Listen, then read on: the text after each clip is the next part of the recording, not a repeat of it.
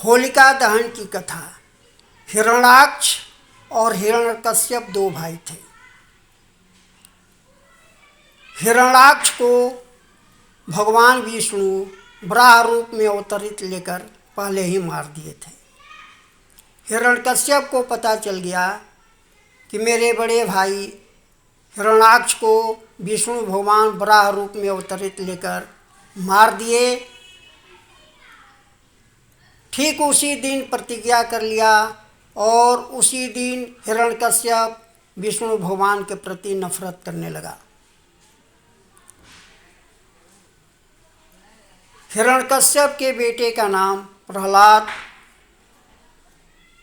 जो बचपन से ही राम भक्त थे। हिरण्यकश्यप अपने बेटे प्रहलाद को गुरुकुल में शिक्षा के लिए भेजते हैं। प्रहलाद के गुरु का नाम संड और एक का नाम अमर्ग, दो गुरु थे। संड अमर्ग प्रहलाद को क ख ग घ का ज्ञान देते हैं।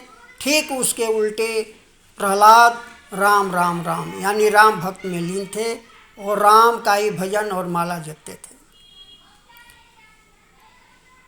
संड और अमर्ग की बात को न मानकर ठीक उसका उल्टा राम राम। संड और अमर्ग दोनों गुरु हिरण्यकश्यप के दरबार में जाते हैं और सारी वृत्तांत हिरण्यकश्यप को बतलाते हैं कि आपका बेटा हमारी बात को नहीं मानता है, जो हम शिक्षा देते हैं ठीक उसका उल्टा काम करता है। हम लोग क ख ग घ पढ़ाते हैं, आपका बेटा राम राम राम यानी राम भक्त में लीन रहता है। हिरण्यकश्यप अपने बेटे को बुलाते हैं और समझाते हैं, बेटा जिसका तुम माला भजन कर रहे हो वो मेरा शत्रु है। आज से तुम उनका माला जपना बंद करो, नाम लेना बंद करो, अन्यथा तुम्हें मैं मार डालूंगा। प्रहलाद अपने पिता की बात को नहीं मानते हैं, अवहेलना कर देते हैं।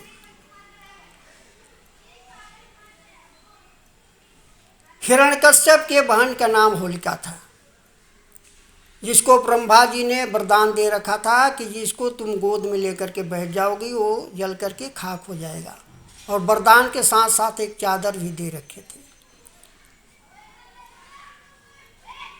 हिरण्यकश्यप अपने बेटे प्रहलाद को होलिका के गोद में बैठा देते हैं और होलिका प्रहलाद को गोद में लेकर के बैठ जाती है। चारों तरफ से चिताएं लगाई जाती है और उसके अंदर अग्नि को प्रज्वलित कर दिया जाता है।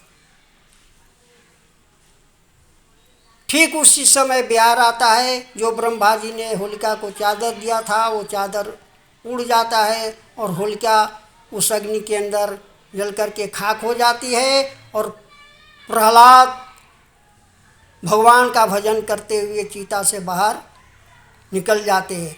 तब से आज तक हमारे देश में होलिका दहन की परंपराएं चली आ रही है।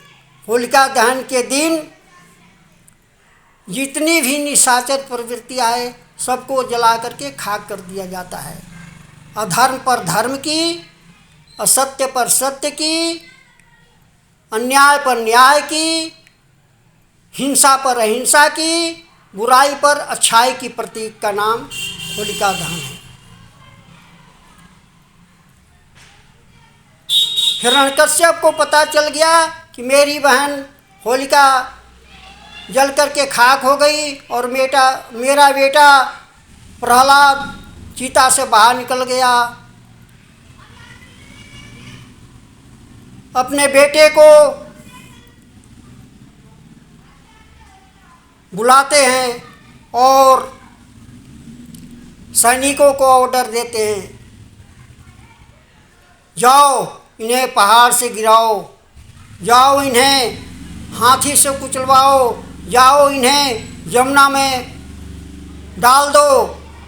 सैनिकों ने पर्वत से पटका, विष्णु भगवान बचा लिए। हाथी से कुचलवाया गया, विष्णु भगवान बचा लिए। यमुना नदी में फेंक दिया गया, विष्णु भगवान बचा लिए। सब जगह हिरण्यकश्यप की हार हुई। अंततो गत्वा हिरण्यकश्यप अपने बेटे को बुलाते हैं और बुला करके खंभे के अंदर बांध देते हैं। और हिरण्यकश्यप अपने बेटे से कहते, अब बुलाओ तुम्हारे भगवान कहाँ हैं। प्रहलाद जी कहते हैं, हम में तुम में खड़क खंभ में घट घट व्यापी राम। हमारे में तुम्हारे में खंभ में यानी सब जगह भगवान विराजमान है। विष्णु भगवान नरसिंह अवतार रूप में प्रकट होते हैं और अपने दोनों भुजाओं की जो नाखूने हैं उनसे हिरण्यकश्यप का छाती को चीर देते हैं और हिरण्यकश्यप का वध करते हैं। प्रेम से बोलो नरसिंह भगवान की जय। एक कहावत है, जाको राखे साइयाँ मार सके ना कोई, बाल बंका कर सके ना जो जग बैरी होय। जा पर कृपा राम की होई, ता पर कृपा करे सब कोई। ये कर राम ना बिगड़ी है, वो कर केहू ना बिगाड़ी जी। हमेशा सत्य की जीत होती है, धर्म की जीत होती है, अच्छाई की जीत होती है, अहिंसा की जीत होती है। इसी का नाम होलिका दहन है, जो हर साल बड़ी धूमधाम से लोग मनाते हैं। इन्हीं शब्दों के साथ आप सभी को होलिका दहन की बहुत बहुत बधाई एवं हार्दिक शुभकामनाएं। आपका अपना रविंदर दुबे, BLA 1 मॉडल टाउन विधानसभा से संख्या 18।